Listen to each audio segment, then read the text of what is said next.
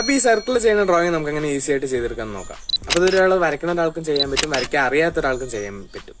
അപ്പോൾ അതെങ്ങനെയുള്ളത് ഞാൻ ഈ വീഡിയോയിൽ പറഞ്ഞുതരാം. ആദ്യമായിട്ട് നിങ്ങളുടെ പേജ് ആണെന്നുണ്ടെങ്കിൽ ജസ്റ്റ് ഒന്ന് ഫോളോ ചെയ്തൊന്ന് സപ്പോർട്ട് ചെയ്യും. കൂട്ടുകാർക്കൊന്നും പറഞ്ഞു കൊടുക്കണം, നിങ്ങൾ മാത്രം ചെയ്ത് നോക്കാം. ഈ ഒരു ആർട്ട് ചെയ്യാനായിട്ട് നിങ്ങൾ ഗൂഗിളിൽ പോയിട്ട് സ്പൈറൽ ആർട്ട് എന്ന് അടിച്ചു കൊടുത്താൽ ഫസ്റ്റ് തന്നെ ആ സൈറ്റിൽ നമ്മൾ ക്ലിക്ക് ചെയ്തിട്ട് ഉള്ളിൽ കയറാം. അപ്പോൾ ഇതുപോലെ ഇൻ്റർഫേസാണ് നമുക്ക് കിട്ടുക. അതിൽ വന്നിട്ട് സ്പൈറലും നമുക്ക് ചെയ്യാനായിട്ട് കഴിയും, അതുപോലെ തന്നെ നമുക്ക് ലൈൻസിലും ചെയ്യാനായിട്ട് കഴിയും, പിന്നെ ഡോട്ടിലും ചെയ്യാനായിട്ട് കഴിയും. ഈ 3 രീതി നമുക്ക് ചെയ്യും. നമ്മൾ സ്പൈറലായിട്ടാണ് ചെയ്യാൻ പോകുന്നത്. അപ്ലോഡ് ഇമേജ് എന്നുള്ളതിൽ കൊടുത്തു കഴിഞ്ഞാൽ നിങ്ങൾക്ക് ഇഷ്ടമുള്ള ഇമേജ് ഇതിലൂടെ ആഡ് ചെയ്ത് കൊടുക്കാനായിട്ട് പറ്റും. ഈ നെയ്മറിൻ്റെ ഫോട്ടോ ആണ് ഞാൻ ആഡ് ചെയ്യാനായിട്ട് പോകുന്നത്. അപ്പോൾ ഇത് ആഡ് ചെയ്ത് കൊടുക്കുക. അതിൽ ഡൺ എന്നുള്ള കൊടുത്തു കഴിഞ്ഞാൽ നമുക്ക് ഇതിൽ ആഡ് ചെയ്ത് കിട്ടും. ഇതിൽ നമുക്ക് ക്രോപ്പ് ചെയ്തിട്ട് നമുക്ക് എത്രത്തോളം ഇതിൽ നമുക്ക് വേണമെന്നുള്ളത് നമ്മൾ കറക്റ്റായിട്ട് അഡ്ജസ്റ്റ് ചെയ്ത് കൊടുക്കുക. അതിനുശേഷം താഴത്തെ ആ ടിക്ക് കൊടുത്തു കഴിഞ്ഞാൽ നമുക്ക് സ്പൈറൽ രൂപത്തിൽ നമുക്കിത് ആയിട്ട് കിട്ടും, റിങ്സ് ആയിട്ട് കിട്ടും. ഇതിൽ നമുക്ക് ലൈൻസ് അഡ്ജസ്റ്റ് ചെയ്തിട്ട് നമുക്ക് ആ ഫേസിൻ്റെ ഒരു നമുക്ക് കറക്റ്റായിട്ട് വരുന്ന രീതിയിൽ നമുക്ക് അഡ്ജസ്റ്റ് ചെയ്ത് കൊടുക്കാനായിട്ട് കഴിയും.